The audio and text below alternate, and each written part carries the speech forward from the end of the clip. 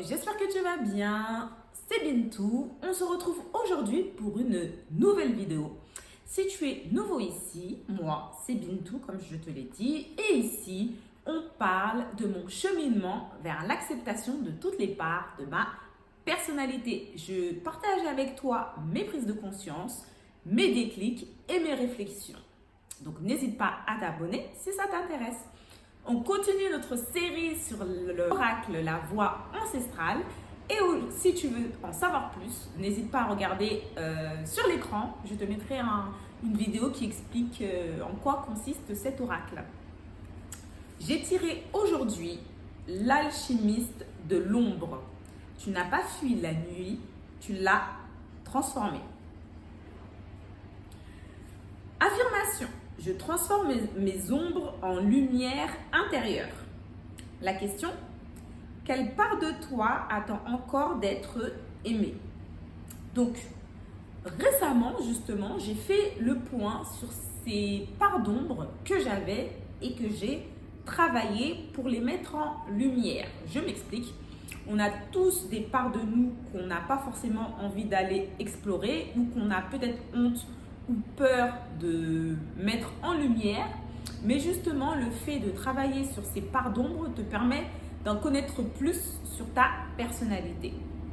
Et je me rends compte finalement que le fait d'avoir fait ce travail m'a permis de comprendre comment je réagissais, quels sont les comportements négatifs ou qu'il fallait améliorer que j'avais et les comportements qu'il fallait que j'accepte à part entière, puisque c'est des parts de moi qu'il ne faut pas renier, bien au contraire, il faut les accepter et les comprendre, savoir d'où ça vient et comment faire peut-être pour les transformer en lumière et que ce soit des points positifs et non des points négatifs.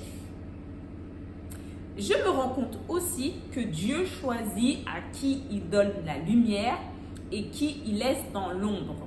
Donc, j'ai quand même eu cette chance d'avoir Dieu qui a décidé justement de faire preuve de miséricorde à mon égard, c'est-à-dire qu'il m'a donné la possibilité d'aller faire ce travail de l'ombre pour aller lentement vers la lumière. Je me rends compte que faire ce travail, ça permet de sortir de son environnement, d'avoir un œil extérieur, plus neuf et sortir de sa zone de confort. Puisque quand on est dans son ombre, son ego, ses peurs, ses angoisses, on est un rat qui tourne en boucle dans sa cage.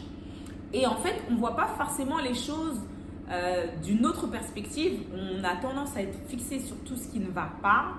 On se compare et on a tendance à se croire peut-être mieux que les autres en se comparant. Et on n'est jamais satisfait de tout ce qu'on a puisque on est dans la comparaison, le manque de confiance en soi, le manque d'estime de soi. Mais quand on décide de faire ce travail, c'est là que on se rend compte finalement qu'on est une personne qui mérite cette attention à notre propre égard et que si on ne prend pas soin de notre jardin intérieur, personne ne le fera à notre place. Les personnes qui sont dans notre vie ont un rôle à jouer dans notre jardin. Ils sont là pour nous accompagner à prendre soin de ce jardin avec les outils qu'ils ont eus avant nous. Et en fait, on se rend compte que chacun part avec son histoire, sa misère, que j'assimile le terme miséricordieux de partir d'un point A, c'est-à-dire à sa misère, et d'aller vers un point B qui est se rallier à Dieu, à la lumière. Mettre en lumière tout ce qui ne va pas, tout ce qu'on ne comprend pas et tous les comportements qu'on a.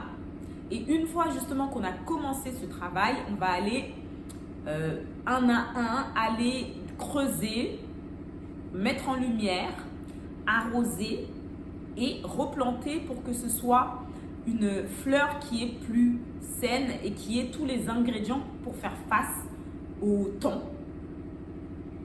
Donc, avec beaucoup de recul, justement le fait de faire ce travail, ça permet d'avoir du recul et de ne pas se retrouver dans son ego. L'ego, il est toujours là, mais on le voit d'une manière différente. Il est là pour nous apporter des informations.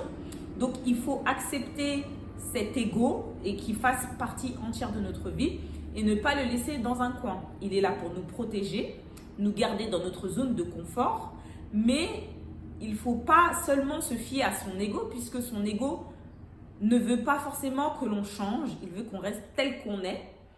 Et le fait que Dieu ait décidé de nous mettre en lumière, c'est-à-dire qu'il veut que notre ego ne soit pas aussi important dans notre vie. Donc, il va nous aider à aller vers plus de lumière, nettoyer notre ampoule, nettoyer notre raisonnement, puisqu'on part souvent de la tête et on oublie qu'on a un cœur, que l'on a un corps et que l'on peut ressentir les choses différemment. Et c'est ça qui fait la beauté de ce travail, qui est un travail qui n'est pas forcément évident. Mais quand on commence à voir les résultats, on se dit « Ah oui, punaise, ça en valait vachement la peine ». On voit qu'on a un autre comportement, on a une autre manière de voir les choses et on est plus dans la compassion que dans la colère, que dans des états, des émotions qui peuvent être excessifs. Mais le fait justement de mettre en lumière tous ces comportements, ça nous permet de nous adapter, de nous améliorer et de nous accepter avec nos parts d'ombre et nos parts de lumière. Donc, quelle